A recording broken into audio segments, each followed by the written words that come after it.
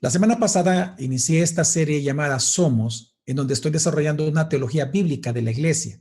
Estamos observando el progreso de la naturaleza, de la identidad, del llamado de la iglesia a lo largo de la historia de salvación. El objetivo de esta serie es que tú puedas asumir tu identidad de lo que realmente somos como iglesia y también puedas vivir, por tanto, tu llamado como miembro de la misma. Por lo tanto, en esta historia de salvación, que es la que estamos ocupando como marco para desarrollar la teología bíblica, vemos nosotros que la iglesia, y lo vimos la semana pasada, se distingue como, en primer lugar, pueblo de Dios, en segundo lugar, como discípulos de Jesucristo, y en tercer lugar, como una comunidad del Espíritu. La semana pasada iniciamos con el primer distintivo, la iglesia como el pueblo de Dios. Mencioné que ser pueblo de Dios implica por lo menos 5 llamados que Dios nos hace, solo por el hecho de ser pueblo de Él. En primer lugar, ser asamblea de adoración a Dios, es decir, la eclesía. En segundo lugar, ser la morada de Dios, es decir, su templo. En tercer lugar, ser el pueblo elegido de Dios. En cuarto lugar, ser una nación santa. Y en quinto lugar, ser la ciudad en el monte de Sión, o ser estos ciudadanos de Sión mismo.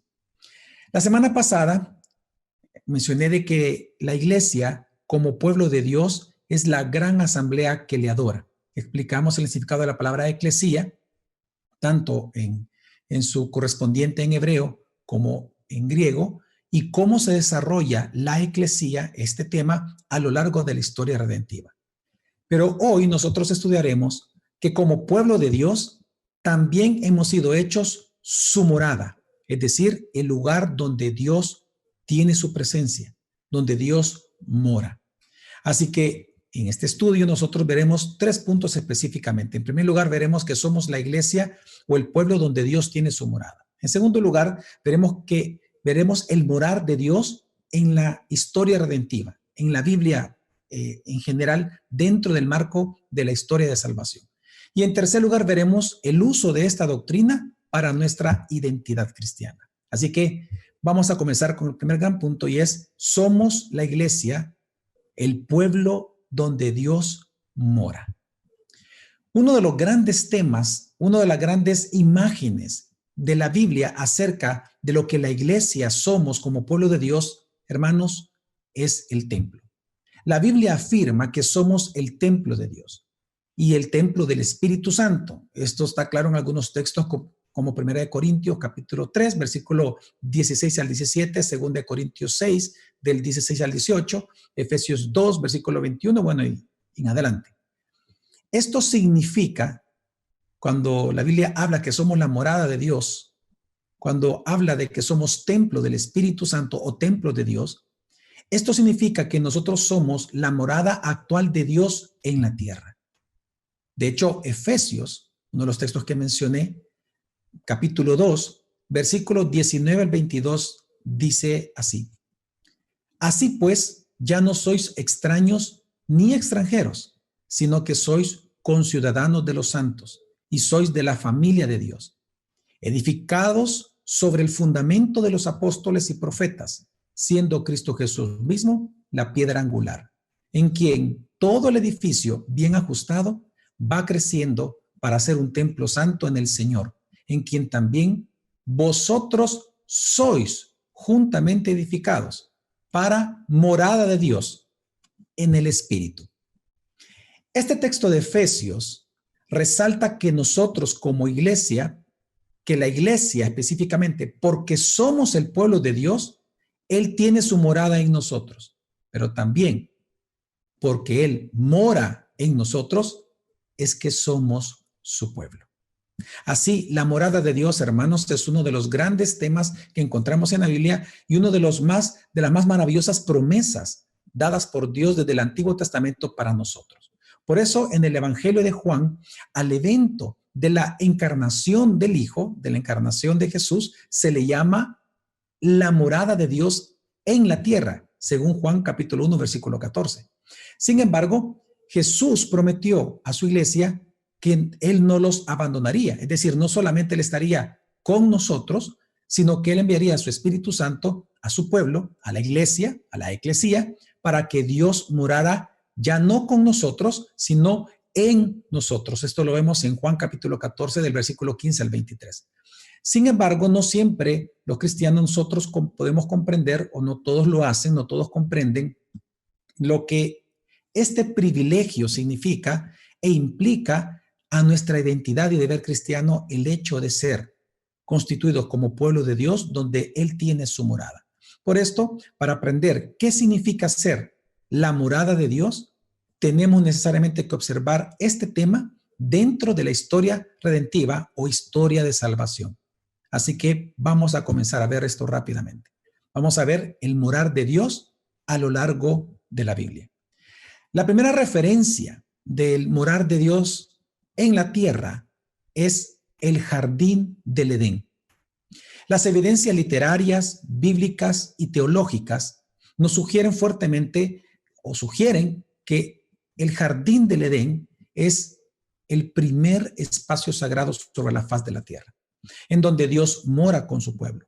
Así, el jardín del Edén es la primera tierra prometida, el primer santuario en la Biblia de Dios en la tierra, el primer tabernáculo que encontramos ahí prototípico, el primer lugar del reposo de Dios, y por tanto, Adán fue el primer pueblo de Dios junto con Eva, el primer sacerdote y el prototipo de lo que vendría a ser después en la historia redentiva el pueblo de Israel.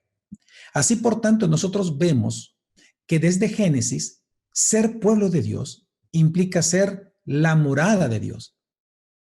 Este jardín vino a ser el prototipo y el arquetipo de los futuros templos y lugares de reunión de Dios con el ser humano que vamos a encontrar a lo largo de la historia redentiva.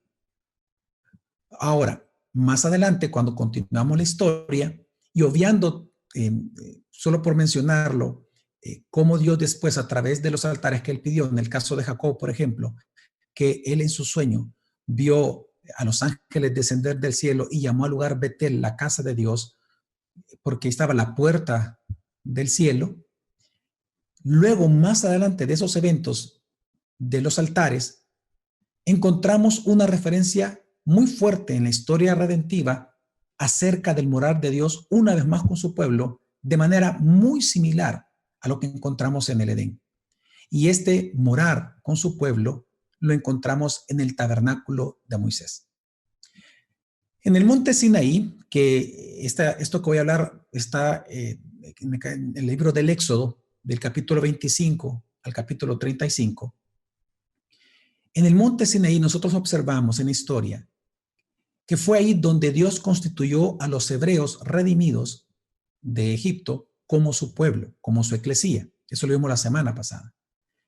Pero también la misma escritura nos dice, nos narra, que a su vez ahí mismo en el monte Sinaí fue constituido como el pueblo de su morada. Pues no solamente Dios le dio a Moisés la ley como tal, sino que a la par de esta ley le dio la orden de construirle un tabernáculo para él morar en medio de su pueblo. Esto lo encontramos en Éxodo capítulo 25, versículo 8, que dice así: y que hagan un santuario para mí, para que yo habite entre ellos. Sin embargo, por cuanto Israel violó el pacto con el becerro de oro, al bajar Moisés con esta indicación, Dios les amenazó con quitar su presencia de ellos. Así, por tanto, por un tiempo Moisés, en lugar de erigir un tabernáculo, al inicio fue una tienda, y una tienda de reunión no puesta en medio de las tiendas de los hebreos en el desierto, sino que era una tienda de reunión puesta afuera, en donde la nube incluso que los protegía, esta nube que también simboliza la presencia de Dios con ellos, estaba fuera de la tienda, arriba específicamente de esta tienda de reunión. Fue en esta tienda en donde Moisés se encontraría con Dios todo el tiempo, porque es un punto de encuentro. Y es desde ahí en donde Moisés le ruega a Dios que les perdone a ellos como pueblo y que tome a Israel por herencia. La misma historia nos dice que Dios accede a esta petición y por lo tanto entonces ya Moisés pone en marcha el proyecto de la construcción del tabernáculo tal cual como Dios se lo pidió, y el tabernáculo es construido. Este ya no es puesto fuera de las tiendas de los israelitas, sino que en medio, y ya la nube ya no se encontraba fuera, sino que estaba dentro en el lugar santísimo. Ahora, en este lugar, que por cierto, en el tabernáculo, todas sus decoraciones evocan al jardín del Edén, y fue un lugar en donde Dios escogió para prácticamente realizar varias cosas. En primer lugar, para revelar en este tabernáculo su voluntad para su pueblo y para bendecirlo. Es decir, era un lugar donde las personas desde allí serían enseñados con la voluntad de Dios, es decir, con la palabra que Dios iba revelando. Pero en segundo lugar, también establece el tabernáculo de reunión para que el pueblo pudiera escucharlo. En tercer lugar, establece este tabernáculo para perdonar a su pueblo. Es decir, el tabernáculo no era para Dios hacer juicios, sino que era para salvar, para perdonarlos, mediante el sistema obviamente de sacrificios y salvarlos siempre a través de la fe, por lo que escucharían de parte de Dios. Pero incluso algo interesante que vemos en esta etapa es que a la orden sacerdotal, Dios le dio la orden de ministrarle a él y cuidar los instrumentos del tabernáculo y al tabernáculo mismo con las mismas palabras de guardar y labrar dadas a Adán. Esto es importante porque una vez más estamos viendo que el jardín del Edén fue el primer lugar prototípico y arquetípico de las demás moradas de Dios que encontramos en la historia redentiva, por ejemplo, y como lo estamos viendo con el tabernáculo de reunión. La siguiente referencia en la historia de redención es ya el templo de Jerusalén, el cual fue llamado, como lo sabemos en la Escritura, casa de Dios o la casa del Señor, y también fue llamado el santuario de Dios. Cuando esto se construye, nosotros observamos en la misma Escritura que Israel fue llevado a centrar su vida alrededor del templo, ya que los profetas les anunciaron que además de las funciones del tabernáculo, que el templo poseía obviamente porque eran las mismas funciones del tabernáculo, también los profetas comenzaron a anunciar que en el templo, ahí sería decidido, sería el lugar en donde sería decidido el destino de todas las naciones. Profetas como Amós, el Salmo 99, nos enseña sobre esto. Pero también esto significa que el templo mismo se convertiría en el tipo o Israel, junto con el templo, es decir, ya como ellos, como una nación en donde la presencia de Dios mora, ellos se convertirían en el tipo de salvación universal en la era escatológica. Esto lo vemos en Isaías, profetizado por Miqueas, capítulo 4, es decir, que ellos serían el lugar en donde las naciones podrían recibir salvación y sanidad. Por todo esto, es que para los israelitas en esta época, ir al templo se convirtió en el mayor gozo de sus vidas. Esto lo vemos en Isaías 30, en el Salmo 42, en el Salmo 122, Salmos 84, Salmo 137. Sin embargo, por su rebelión a Dios, al igual que Adán, el pueblo de Israel perdió el templo en el año 587 a.C., cuando fueron llevados al exilio, pues Dios retiró su presencia, y esto está evidenciado en Ezequiel capítulo 9, capítulo 10, capítulo 11. Pero, sin embargo, a pesar de que esta fue una realidad dolorosa para ellos, después de esto, Dios les prometió a Israel, Dios les prometió a su pueblo que él mismo entonces sería un santuario para ellos a donde estuvieran en el exilio. Esto está en Ezequiel capítulo 11. Pero también Dios les dijo que él mismo vendría a ser un santuario para ellos en un futuro escatológico. Es a partir de ahí, por lo tanto, cuando Dios anuncia esto a través de Ezequiel, que la esperanza de la nación restaurada sería el nuevo templo. Y ya no sería un templo que sería exclusividad del Israel nacional o étnico, sino que sería, como Isaías lo llama, la casa de oración para todos los pueblos. Esto lo encontramos en Isaías 56 y también Isaías 60, Isaías 66. Es decir, que en este tiempo Dios anuncia a través del profeta Ezequiel y estos otros profetas de que la esperanza escatológica de que Dios moraría una vez más con su pueblo ya no sería en un edificio hecho por manos de hombres, sino que Dios mismo vendría a ser el templo de ellos. Es decir, Dios prometió venir a este mundo como el templo de nosotros. De ahí, si seguimos la historia redentiva, esta presencia de Dios que Él retira del templo, vemos que una vez más se aparece en la tierra, pero ya no en un templo hechos por manos, sino que el Nuevo Testamento presenta el cumplimiento de este simbolismo en Jesucristo. Hermanos, Él mismo, Jesucristo, vino como el sacerdote, el sacrificio y el templo mismo. Él vino a anunciar lo que Juan capítulo 2 en su evangelio, versículo 19 dice: destruid este templo y en 3 días lo levantaré. En este texto, Jesús se refirió a su cuerpo cuando habla de que en 3 días levantará el templo. Él se refirió a su propio cuerpo, anunciando de esta manera que el templo sería él mismo, es decir, el templo para su pueblo, el templo para su eclesía, el templo para su pueblo de su morada, sería Jesucristo mismo. Así, la imagen de la morada de Dios entre su pueblo del Antiguo Testamento ya se hizo una realidad con la encarnación de Jesucristo. Por eso es que el mismo apóstol Juan, más adelante en su evangelio, él dice: y el Logos se hizo carne y habitó entre nosotros. Esta palabra habitar que ocupa Juan capítulo 1, versículo 14, es la palabra tabernaculizar, es decir, Jesucristo, es decir, el Hijo encarnado, Jesucristo, vino a ser el tabernáculo para todos nosotros. El templo simbolizado en el Antiguo Testamento, Jesucristo vino a ser la realidad para todos nosotros, para la iglesia. Por esto es que cuando nosotros vemos en los evangelios la entrada triunfal de Jesús en Jerusalén, en Mateo capítulo 21, esta entrada de Jesús en Jerusalén se interpreta como el cumplimiento de la esperanza escatológica del Mesías a Sión. Esto lo vemos en Juan capítulo 12, versículo 14 al 15. Esta revelación se hace más evidente y se hace más clara cuando Jesús murió y el velo del templo se rasgó en dos. Esto lo vemos en Juan capítulo 15, versículo 38. Pero también lo vemos cuando en el siguiente versículo, 39, nos muestra que después de que esto sucedió, que el velo se rasga, es cuando viene la confesión de la fe del soldado romano a los pies de la cruz, diciendo verdaderamente este era el Hijo de Dios.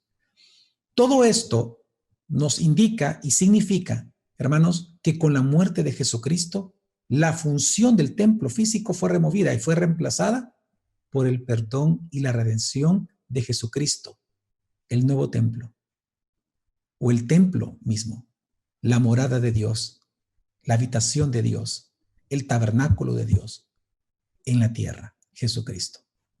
Y es aquí en donde entonces, hermanos, comienza a cumplirse aquello dicho por Jesús a la mujer samaritana, ¿se recuerdan?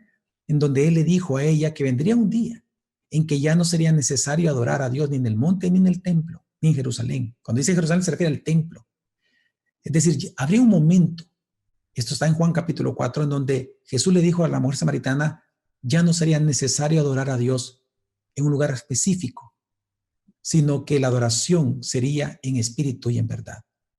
Pues claro, una vez, obviamente, hermanos, llegada la realidad que es Jesucristo, los simbolismos de todo el Antiguo Testamento están cumplidos. Por lo tanto, hermanos, el verdadero templo de la iglesia fue levantado el tercer día, Jesucristo resucitado. Ahora la adoración verdadera es en Jesucristo. La lealtad hacia Jerusalén es reemplazada por la lealtad a la persona de Jesús. Ahora, continuando con la historia redentiva, luego vemos de que luego de que Jesús ascendió al cielo, la iglesia misma vino a ser entonces la morada de Dios ahora en la tierra, es decir, el templo de Dios. Y esto también es claro en 1 Corintios capítulo 3, cuando del 16 al 17 dice así el apóstol Pablo: ¿no sabéis que sois templo de Dios y que el Espíritu de Dios habita en vosotros? Si alguno destruye el templo de Dios, Dios lo destruirá a él, porque el templo de Dios es santo. Y eso es lo que vosotros sois. Y lo recalco, lo que vosotros sois. Hermanos, somos la iglesia. Somos el pueblo de Dios. Y como pueblo somos el templo de Dios. Y por lo tanto, así como afirma Efesios 2, 20 al 22, que ya lo leí y lo cité anteriormente al inicio de este estudio, la iglesia, por lo tanto, como un edificio, todavía, dice el texto, estamos en construcción, edificándonos mutuamente, pero como templo. Es una vivienda ya habitada por Dios. Ahora, pero la historia de salvación no termina aquí. La carta de los Hebreos nos dice que Cristo resucitado como sumo sacerdote ha entrado al verdadero santuario celestial. Eso está en Hebreos 9. Este templo celestial que se menciona en Hebreos es el escenario en donde ocurre Apocalipsis desde el capítulo 4 hasta el capítulo 20. Sin embargo, ya en el capítulo 21 se nos dice a nosotros que la nueva Jerusalén ya no va a tener templo. En ella no va a haber templo. Pero la razón que se nos dice es porque Dios y el Cordero serán nuestro templo mismo. Es ahí en donde, hermanos, todos nosotros veremos el rostro de Dios. Así lo dice la Escritura, literalmente en Apocalipsis. Y estaremos con Él como un reino de sacerdotes. Algo que desde el Edén fue anunciado. Y como reino de sacerdotes eterno, estaremos sacrificando sacrificios de adoración y de alabanza a nuestro Rey, a nuestro Redentor. Y de todas las naciones veremos al fin que serán traídas estas sacrificios de adoración por siempre a los pies, al rostro y el corazón de Jesucristo. Hermanos, el pueblo de Dios, la iglesia como pueblo de Dios, es la morada de Dios. Somos la morada de Dios.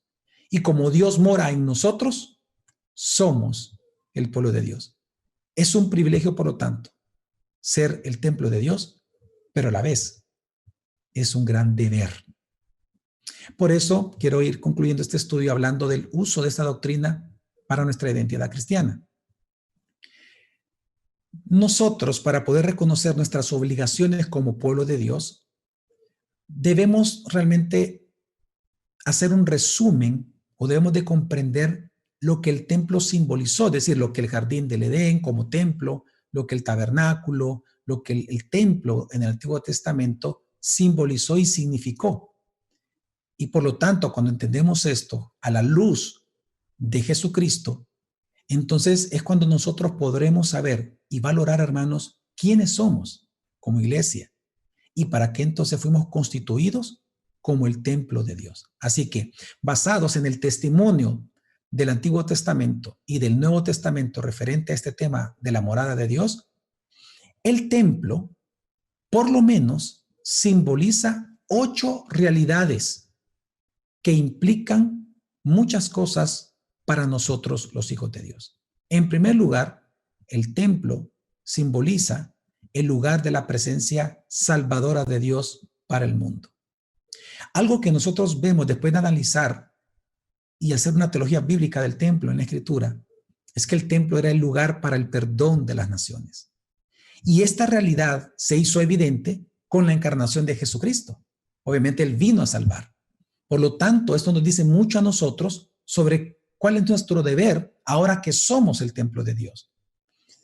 Y es que nuestra función, por lo tanto, como iglesia, hermanos, no es juzgar a las personas, no es burlarnos de sus pecados, no es juzgar al que está perdido, sino es predicar el evangelio de salvación y adorar a Dios como su templo.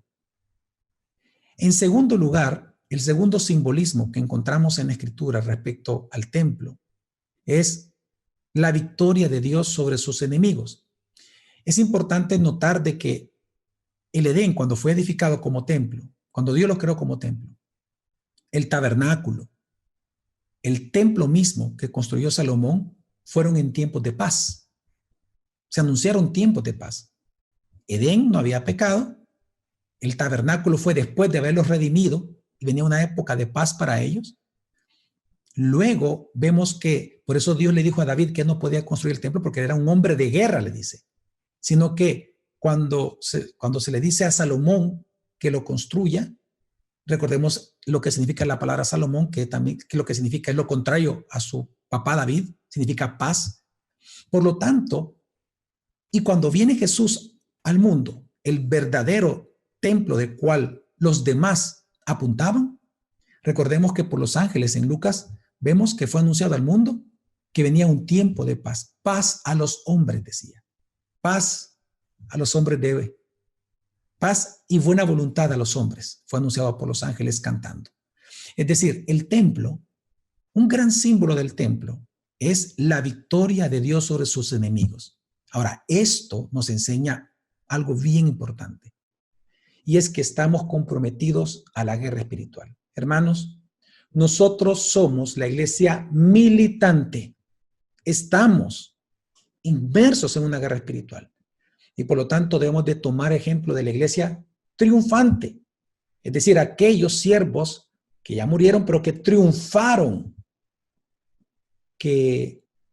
por medio de la fe en medio de las tribulaciones. Por eso se llama la iglesia triunfante, porque ya triunfaron ellos, su fe. Ellos son los victoriosos ahora. Entonces, como iglesia militante, tenemos que tomar ejemplo de ellos. Bueno, de hecho, en Apocalipsis 7 se nos narra de manera bien interesante que las personas que están sirviendo en el templo en Apocalipsis 7, estos siervos de Dios, ahí mismo se dice que son aquellos que vencieron la gran tribulación, es decir, los vencedores. Hermanos, lo que vence al mundo, porque estamos en guerra espiritual todo el tiempo, lo que vence al mundo es nuestra fe en el Hijo de Dios. Debemos de entender que hay una guerra espiritual. Nuestra guerra espiritual es contra las filosofías, los anticristos, el secularismo, el paganismo, es decir, toda filosofía contraria a Cristo. No solamente estamos en guerra con nuestra propia carne, no solamente estamos en guerra contra Satanás mismo, aunque Satanás fue vencido en la cruz. Nuestra guerra principal es contra las potestades de este mundo y el mundo mismo. Por lo tanto, es a través de la fe en Jesús que nosotros también seremos y somos los vencedores. El tercer símbolo que encontramos en la Escritura y que nos enseña mucho a nuestra identidad cristiana es el templo como imagen de la morada y santuario celestial de Dios. Es muy claro en la Escritura y hay versículos que lo mencionan de que Dios creó el Edén como un microcosmos del santuario celestial. De igual manera fue el tabernáculo y el templo. Es decir, son una imagen de la morada celestial o el santuario celestial de Dios.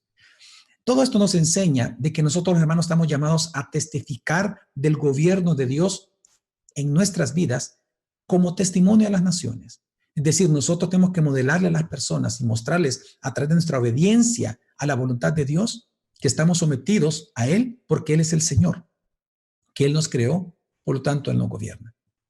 En cuarto lugar, también vemos que el templo es símbolo del lugar de comunicación de la voluntad de Dios para su pueblo. Como morada, por lo tanto, eso nos enseña que somos los pregoneros de su voluntad, es decir, los pregoneros del evangelio a los no creyentes y los pregoneros de su evangelio para que la iglesia sea edificada en el temor y en el amor del Señor. Es decir, que como iglesia, solo por hecho que somos morada de Dios, debemos de edificarnos mutuamente en el temor de Dios, como hermanos en Cristo, mutuamente. En quinto lugar, el quinto símbolo es el centro de la vida de su pueblo. Así, el templo siempre fue el centro de la vida, no solamente comercial, sino que de la vida espiritual y religiosa del pueblo. Eso nos enseña que nosotros, hermanos, somos y debemos ser una comunidad de creyentes que nos apoyamos y nos amamos mutuamente todo el tiempo. Por eso las escrituras ya se nos dice, nosotros, Pablo dice, que debemos de amarnos y hacer bien mayormente a los de la familia de la fe, porque somos realmente una familia, porque somos todos un templo. En sexto lugar, lo que también simboliza el templo es la santidad de Dios y la separación de lo impío. Esto nos enseña dos cosas principalmente. En primer lugar, a que tenemos que edificar, porque somos templo, debemos de edificarnos mutuamente por medio de una vida piadosa, una vida justa.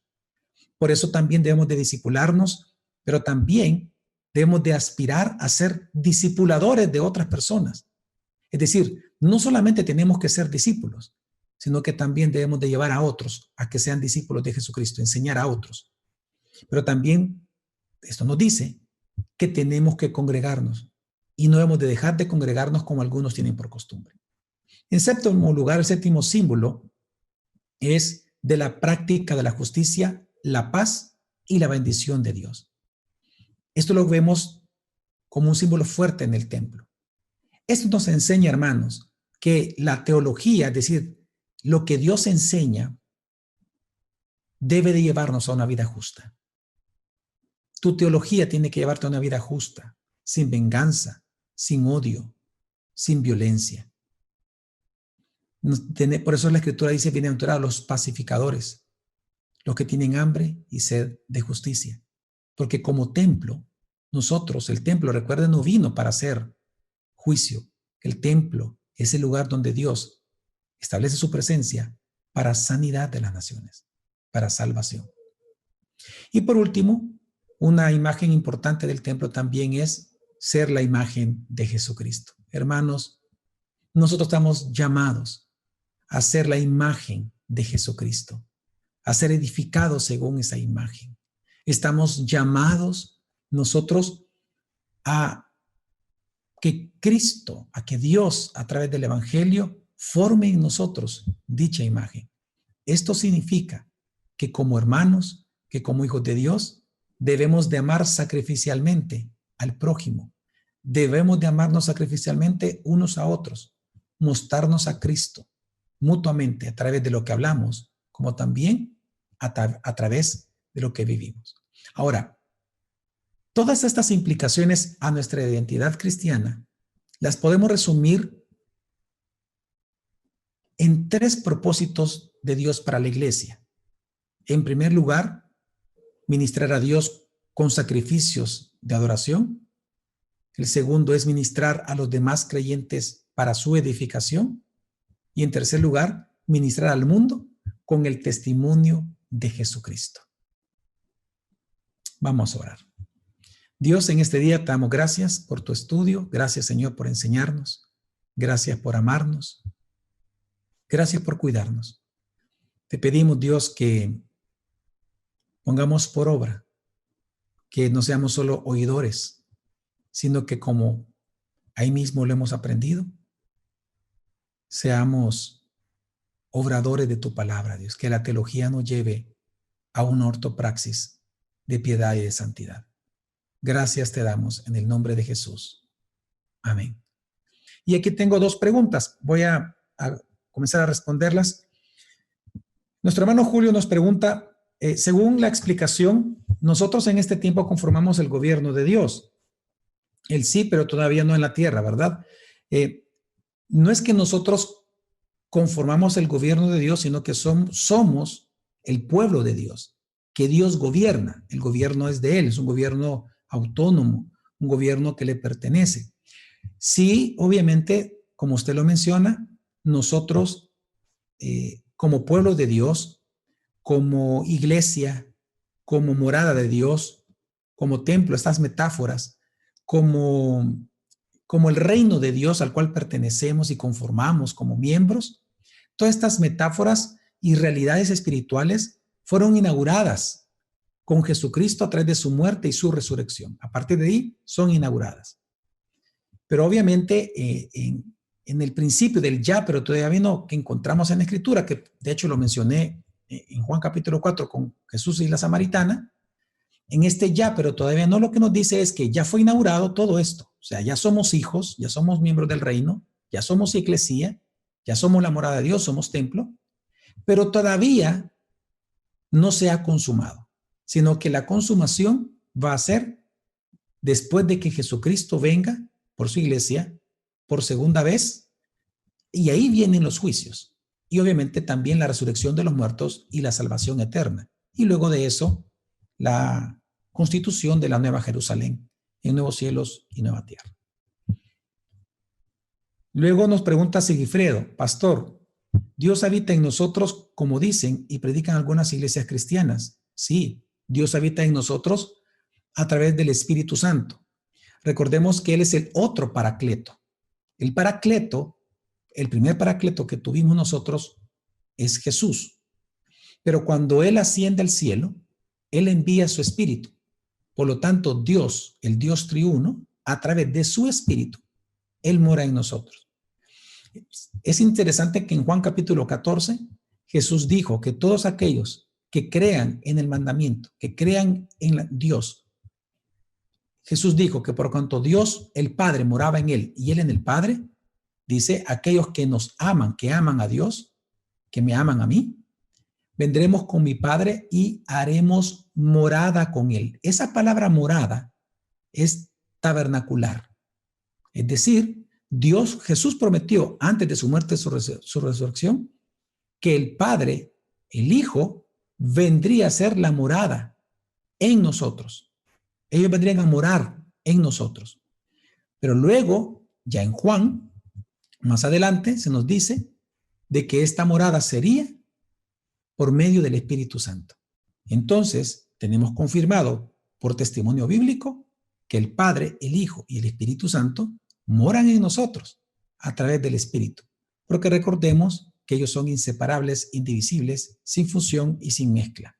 4 palabras claves para entender la Trinidad. Así que Dios mora en nosotros. Cristo en nosotros, la esperanza de gloria, dice la Escritura. Cristo en nosotros. Pregunta desde YouTube. Dice nuestro hermano Hernán, ¿qué representa el candelabro de 7 brazos en el templo y con el jardín del Edén? Dios lo bendiga, solo de Guatemala. Sí. En el simbolismo que encontramos nosotros en el templo, hay mucho detalle, muchísimo. Y algunas cosas, la misma Escritura nos da luz sobre lo que puede significar y otras cosas no.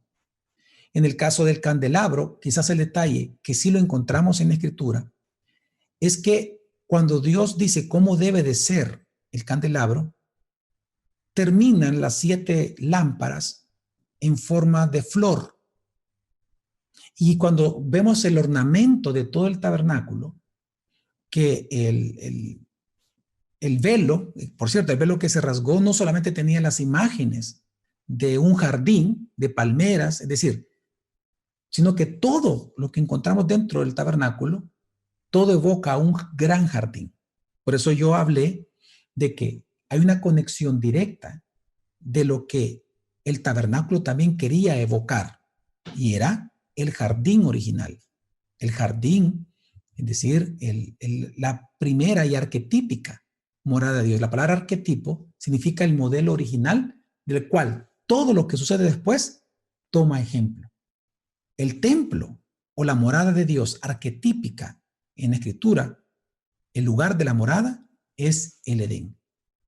Así que por eso es que vemos muchos nosotros, hay mucho simbolismo, no es el objetivo del estudio bíblico de esta noche hablar de eso, porque para eso podemos tomar un tiempo muy largo para hacerlo, y de hecho con gusto más adelante yo lo pudiera dar. Así que, porque de hecho este es un tema que me apasiona mucho, en el cual yo mucho he aprendido, y es la presencia tabernacular de Dios a lo largo de la historia redentiva. Así que hay mucho. De hecho, por eso también encontramos en Salmos que se dice de que Dios mora en su templo celestial, en la morada celestial, pero que también está su morada terrenal. Hay varios textos muy hermosos en donde se nos habla de todo esto. Josué dice, pastor, algunas iglesias hablan de la presencia manifiesta de Dios en su iglesia. Sabemos por este estudio que Dios habita en su iglesia. ¿Es bíblico este tema de la presencia manifiesta? Es decir, que se da mucha importancia al sentir a Dios a través de lágrimas, expresiones de emociones en los cultos y reuniones. Muy excelente pregunta, y te la agradezco que la hagas porque creo que nos instruye a todos nosotros el pensar en esto. Sí, efectivamente, lamentablemente, por el contexto humanista en el cual nos encontramos y estas filosofías que se han incorporado espurias a la iglesia, estas filosofías divergentes al evangelio que entran a la iglesia, pareciera ser que las personas, si no sienten algo, piensan de que Dios no está en ellos, que no hay presencia. Y esa es una gran equivocación. Ahora, eso no significa que pueda haber momentos en los cuales tú estás tal vez cargado con problemas y vas a la iglesia y comienzas a adorar al Señor, y solo desde el momento que comienzas a cantar comienzas tal vez a llorar, porque realmente te da esperanza lo que estás cantando. Tal vez realmente tú estás estás escuchando y cantando bien, prestando atención a la letra, te recuerda algún pasaje bíblico. Es decir, Obviamente esas son expresiones naturales porque somos seres emocionales y eso no lo podemos nosotros evitar. Por eso dice la Escritura, mirad cuán bueno y delicioso. Esa frase delicioso habla de sentimientos, ¿verdad? Evoca emociones profundas en el ser humano. Dice, mirad cuán bueno y cuán delicioso es habitar los hermanos juntos en armonía.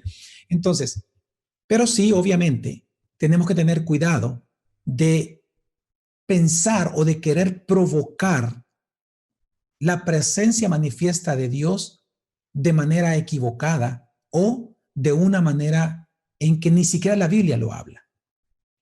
Por eso es que toda práctica de la iglesia, toda práctica que un pastor promueve en su iglesia, debe de ser comparada con lo que enseña la Biblia. Y esa fue la gran lucha de la Reforma, es hacer ver a la iglesia que tenía que regresar a la Escritura y confrontarse a sí mismo para ver si lo que piensa, predicaba y hacía era conforme a la palabra o no. La iglesia reformada siempre reformándose. Es un principio importante.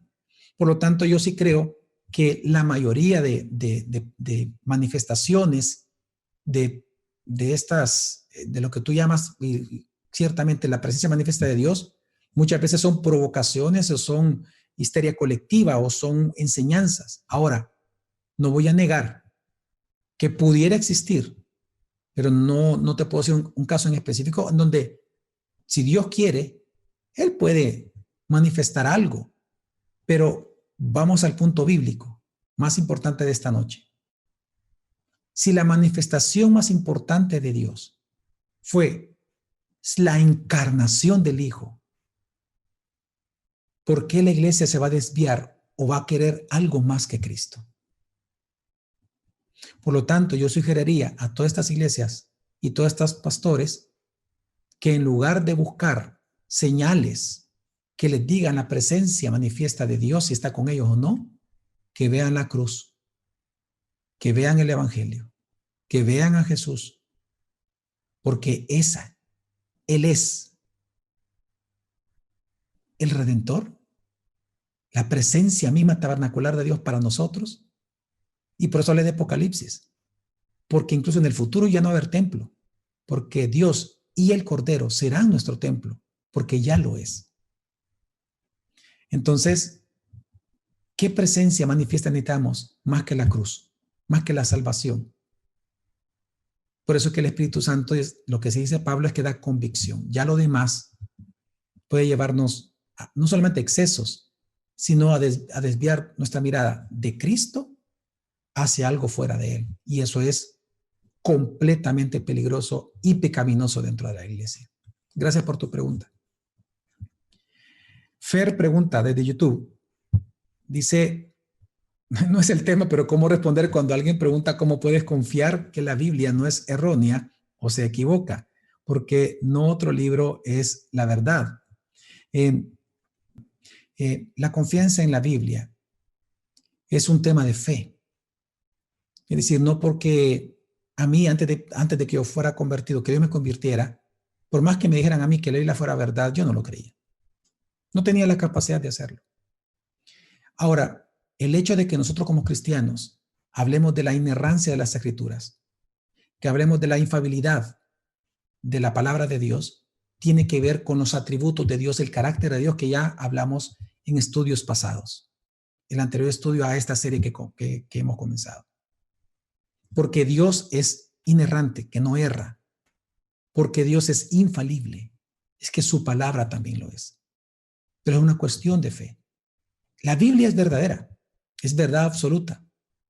Como dicen las confesiones, y lo creo y lo confieso, la Biblia es la autoridad de Dios para la iglesia en todo asunto de piedad y de la vida práctica del cristiano. Pero no vamos a negar que todo comienza como un aspecto de fe. Ahora, si la persona va a comenzar a citar textos, por ejemplo, que dicen, no, que lo que enseña, por ejemplo, de las pirámides o cuando hablamos del diluvio aparece en los escritos ugaríticos y en los escritos mesopotámicos antes de que Génesis fuera escrito, así que Génesis es una copia. Es todo lo contrario. Eso lo que nos dice es que en la narrativa de la historia de salvación, Hay una historia original que con el tiempo, obviamente, las personas que no son creyentes fueron tergiversando y nacieron los mitos y leyendas. Pero hay un punto en común. Hubo un diluvio. Y la verdad de Dios, Dios para asegurarse que su pueblo la guardara, que es parte de la misión de Adán, guardar el Edén, y luego se lo pasa a los sacerdotes, guardar la palabra, y en otros nos dice guardar la palabra, es precisamente guardar. Para guardar la verdad es que Dios da su revelación escrita y comienza entonces a inspirar a Moisés para escribir lo que sucedió. Recordemos que nadie estuvo ahí excepto Dios. Dice Lucas, desde Facebook, cuando dice que no debemos de destruir el templo, ¿a qué se refiere? Sí, habla específicamente de nosotros pisotear la sangre de Cristo con nuestra vida, de nosotros corromper intencionalmente, de nosotros ser licenciosos en nuestra vida, de nosotros vivir de manera como que si no nos importara la Biblia, como que si no nos importara Dios, vivir ajenos a la palabra, es decir, una vida de pecado. Es una advertencia de Dios que por cuanto somos templo. Entonces, para entender esa frase, fíjate bien, porque somos templo, es ahí donde yo te invito, si tú puedes, a volver a escuchar los 8 simbolismos del templo, porque precisamente se nos compara al templo por lo que el templo simbolizaba. Así que cuando tú entiendes el símbolo, tú dices, hoy entiendo lo que somos como iglesia. Entonces, fíjate, si nosotros somos los que predicamos la salvación al mundo, si somos ese punto de encuentro de las naciones donde pueden tener salvación al escuchar el evangelio, si somos el modelo de santidad y de piedad al mundo, somos esa sal y luz que tiene relación con lo que estamos hablando. Si somos todo eso y todo lo que mencioné, ¿te imaginas la responsabilidad que es vivir licenciosamente como se nos dé la gana? Obviamente, por eso Dios dice, no lo destruyan, porque entonces yo a ti te voy a destruir. Es una gran advertencia. Gracias por tu pregunta. También desde YouTube, Nicanor dice, pastor, ¿es correcto decir bienvenido Espíritu Santo cuando somos morada o el templo? Porque se repite mucho esta frase cuando inician una reunión dominical. Sí, cuando se dice bienvenido Espíritu Santo, normalmente son iglesias pentecostales de segunda generación, tercera generación. Obviamente es una frase incorrecta en todo sentido, porque decir bienvenido Espíritu Santo significa de que nunca estuvo ahí. Implica asegurarle a la iglesia de que no estaba, que no está en ti, sino que cuando llegaste, si apareció ese personaje que está enfrente tuyo, es cuando entonces el Espíritu Santo llegó. Es parte de la manipulación de estos movimientos neopentecostales, alejados de la Escritura, y decir bienvenido al Espíritu Santo, lo que tú estás asegurando es que nunca ha estado contigo y no está en ti. Es ir en contra de la doctrina bíblica de la iglesia a lo largo de la historia redentiva. Ir en contra de que somos morada y templo, ya, del Espíritu Santo. Ahora, algo interesante, que no lo mencioné en el estudio, y esto le va a parecer interesante a aquellos que hasta este momento se han quedado, es que a nosotros nunca se nos dice que somos templo de Cristo, sino solo se dice o templo de Dios o templo del Espíritu Santo, pero nunca de Cristo. Y se nos dice eso porque Cristo es la piedra angular, según Efesios 2, del edificio en el cual va creciendo. Él es la piedra angular de la iglesia, del templo. Y el fundamento es los apóstoles y los profetas, es decir, las doctrinas que surgen de la inspiración del Señor. Pero Jesús, Él es la piedra angular. Y somos piedras vivas porque Él vive y ha resucitado. Entonces, con Él, en comunión, nosotros vamos creciendo.